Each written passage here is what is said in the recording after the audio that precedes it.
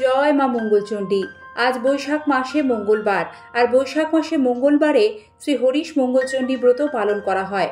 গৃহস্থের কল্যাণে আজকের এই পবিত্র দিনে একটিবার হলেও মা মঙ্গলচণ্ডীর বৈশাখ মাসে হরিশ মঙ্গলচণ্ডীর ব্রত কথাটি সকলেই শ্রবণ করবেন। শুরু করছি শ্রী হরিশ মঙ্গলচণ্ডীর ব্রত কথা।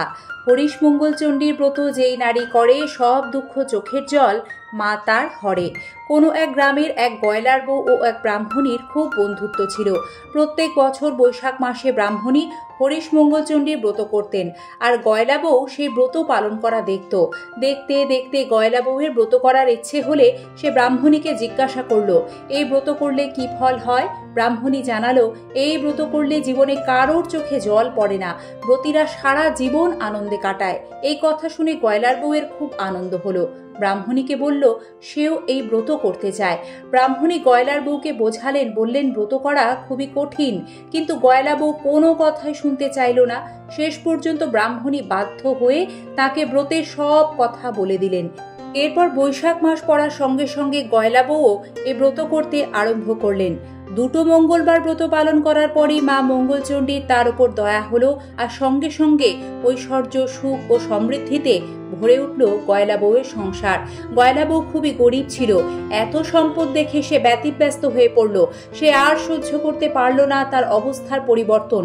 এখন তার কাঁদার ইচ্ছে হতে লাগলো, কিন্তু যার এত ধন সম্পদ তার কান্না আসবে কেমন করে? শেষে গয়লা বউ ব্রাহ্মণীকে বলল, সই, আমি আর এসব সহ্য করতে পারছি না, ইচ্ছে হচ্ছে খুব খানিকটা কাঁদি, তুমি আমাকে বলে দাও সই, কি করলে আমি কিছুটা কাঁদতে পারি? গয়লা বউয়ের কথা শুনে ব্রাহ্মণী একেবারে আশ্চর্য হয়ে গেলেন। তিনি বললেন, সে কি সই, তুমি কাঁদবে কেন? এখন সুখের সংসার হয়েছে, এত আনন্দ ভোগ করছো, এখন কেউ কাঁদতে চায় নাকি? এটা হরিশ মঙ্গলচণ্ডী ব্রতর ফল। সে বললে, আমি কাঁদতে না পারলে আমি বাঁচবো না সই, তুমি আমাকে বলে দাও কি করলে আমার কান্না পাবে? ব্রাহ্মণী খুবই চিন্তিত হয়ে পড়লেন। কি বলবেন কিছু ভেবে পেলেন না। একটু দূরে একটা চাষের ক্ষেত চোখে পড়ল তার। সেখানে অনেকগুলো লাউ আর কুমড়ো ছিল।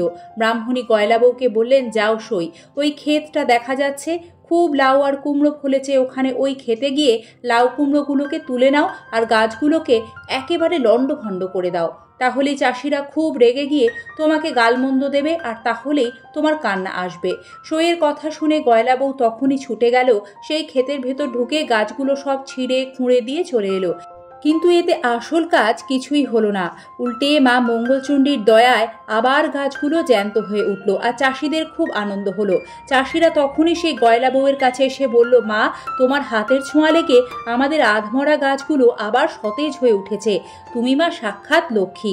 এরপর ব্রাহ্মণী বললেন, দেখো সই, ওই দূরে পাহাড়ের ধারে রাজার হাতিটা মরে পড়ে আছে, তুমি ওখানে গিয়ে হাতিটার গলা জড়িয়ে ধরে খুব কান্নাকাটি করো, তাহলে রাজার লোকেরা ভাববে যে তুমি হাতির দাঁত চুরি করতে এসেছো, তখন তারা তোমায় খুব মারধর করবে, আর তুমিও খুব কাঁদবার সুযোগ পাবে। কিন্তু এবারেও কোনো কাজ হলো না। গয়লা বউ হাতিটার গায়ে হাত দিতেই হাতিটা বেঁচে উঠল। এতে রাজার লোকেরা একেবারে অবাক হয়ে গেল। সব শুনে রাজা খুব খুশি হলেন, আর গয়লা বউকে ডেকে অনেক ধনরত্ন পুরস্কার হিসেবে দিলেন। এবারেও কোনো কাজ হলো না দেখে ব্রাহ্মণী বুঝলেন মা মঙ্গলচণ্ডীর দয়াতে এবারেও তাই হয়েছে। ব্রাহ্মণী তখন গয়লা বউকে আবারও একটা পরিকল্পনা বললেন, দেখো সই, এক কাজ করো, কতগুলো বিষের নাড়ু তৈরি করে তোমার মেয়ের বাড়ি পাঠিয়ে দাও, তাহলে ওই নাড়ুগুলো খেয়ে তারা সবাই মরে যাবে, আর তুমিও তখন কাঁদতে পারবে। সইয়ের কথা মতো গয়লা বউ তাই করলো, কিন্তু মা মঙ্গলচণ্ডীর দয়ায় বিষের নাড়ুগুলো সব অমৃত হয়ে গেল। এতেও যখন কোনো কাজ হলো না, তখন ব্রাহ্মণী গয়লা বউকে বললেন, যখন কিছুতেই কিছু হচ্ছে না, তখন তুমি হরিশ মঙ্গলচণ্ডী ব্রত করা ছেড়ে দাও সই। গয়লা বউ মঙ্গলচণ্ডী ব্রত করা ছেড়ে দিল। ফলে মা মঙ্গলচণ্ডী রুষ্ট হলেন, রেগে গেলেন।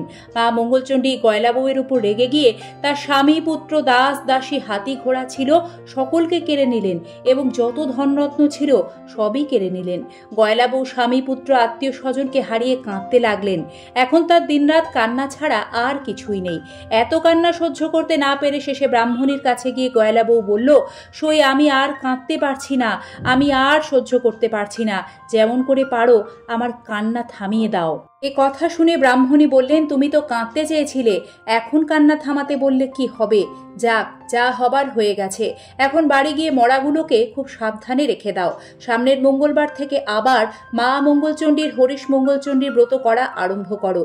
সইয়ের কথা শুনে গয়লা বউ বাড়ি ফিরে এসে মা মঙ্গলচণ্ডীর স্তব করতে লাগলো। তারপর মঙ্গলবার আসতেই সে মা মঙ্গলচণ্ডীর, হরিশ মঙ্গলচণ্ডীর ব্রত করা শুরু করলো। মাকে ডাকতে লাগলো। এমন সময় সে শুনতে পেল কে যেন বলছে, আর এমন কাজ করিসনি, যা, তোর আর কোনো ভয় নেই। এই ঘটের জল মরাগুলোর গায়ে ছিটিয়ে দে, তাহলেই সবাই বেঁচে উঠবে। ঘটের জল ছিটিয়ে দেওয়ার ফলে গয়লা বউয়ের সবাই মা মঙ্গলচণ্ডীর দয়ায় আবারও বেঁচে উঠল, আর তারা আগের অবস্থায় ফিরে এলো। গয়লা বউ তখন খুব শুদ্ধাচারে মা মঙ্গলচণ্ডীর ঘরটি তুলে রেখে ছুটে গেল ব্রাহ্মণীর কাছে, তাকে সব কথা জানালো। এইভাবেই প্রচলিত হলো শ্রী হরিশ মঙ্গলচণ্ডীর ব্রত। এ ব্রতের ফল, যে নারী হরিশ মঙ্গলচণ্ডীর ব্রত নিষ্ঠার সাথে পালন করেন, মা মঙ্গলচণ্ডী তার সকল দুঃখ হরণ করেন এবং সে নারীর কখনো চোখে জল পড়ে না। মা মঙ্গলচণ্ডীর কৃপায় মঙ্গলময় হয়ে উঠুক জগৎ সংসার। সম্পূর্ণ ব্রত কথাটি নিষ্ঠার সাথে শোনার জন্য আপনাদের আন্তরিক ধন্যবাদ জানাই এবং নিয়মিত এই ধরনের ব্রত কথা, পুজো পাঠ, সনাতনী বার্তা পেতে আমাদের সিংহরায় ডোরবেল চ্যানেলটি সাবস্ক্রাইব করে পাশে থাকা বেল আইকন প্রেস করে রাখবেন। জয় মা মঙ্গলচণ্ডী।